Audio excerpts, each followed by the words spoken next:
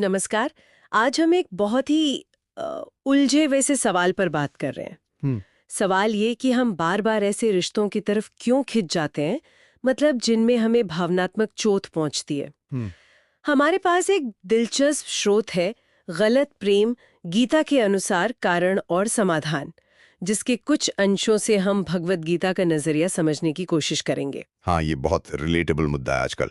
तो आज की चर्चा का मकसद यही है कि गीता इस रिपीट होने वाले पैटर्न पर क्या कहती है। हम्म। श्रोत एक बुनियादी सवाल उठाता है, हम्म। क्या दिक्कत हमारे प्यार करने के ढंग में है या फिर हमारी प्रेम की परिभाषा ही गड़बड़ है। चलिए, इसी को समझने की कोशिश करते हैं। बिल्कुल। और गीता का जो नजरिया स्रोत बताता है वो थोड़ा कह सकते हैं काउंटर इंट्यूटिव है।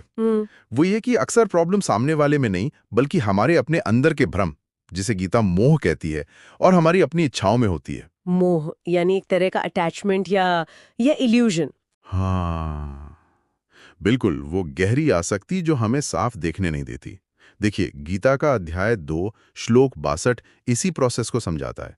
किसी चीज या इंसान पर आप लगातार ध्यान दो तो उससे आसक्ति मतलब अटैचमेंट हो जाता है। अटैचमेंट से फिर तीव्र इच्छा, डिजायर पैदा होती है। ओके। और जब वो इच्छा पूरी नहीं होती तब क्या होता है? क्रोध, गुस्सा और फिर दुख। हाँ। एग्जैक्टली। तो स्रोत इशारा कर रहा है कि हम शायद गलत लोगों के पीछे नहीं भाग रहे हैं, बल्कि अपनी ही बनाई हुई उम्मीदों और इच्छाओं के जाल में उलझ रहे हैं। तो आप कह रहे हैं कि गीता के हिसाब से गलती पूरी तरह हमारी अपनी धारणाओं की है, मतलब बाहर वाले का कोई रोल नहीं। ये थोड़ा सोचने वाला है, खासकर ये जो आजकल चलता है कि हम दूसरों में पूर्णता ढूंढते हैं या अपना अधूरापन भरने की कोशिश करते हैं। सही कहा।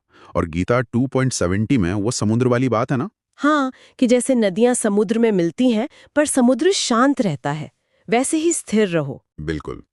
तो जैसे ही हम अपनी खुशी या सेल्फ वर्थ के लिए किसी और पे डिपेंडेंट होते हैं, हमारा बैलेंस बिगड़ जाता है। तो ये जो सोलमेट ढूंढने की बात है, गीता का नजरिया इससे बिल्कुल अलग हुआ फिर। काफी हद तक। और इसी से जोड़ा एक और पॉइंट है, ये जो रिश्तों में इमोशनल रोलर कोस्टर होता है ना, हाँ, बहुत intense feelings, ups and downs. उसी को हम सच्चा प्यार समझ बैठते हैं कई बार। लेकिन गीता अध्याय 2 श्लोक 15 क्या कहता है?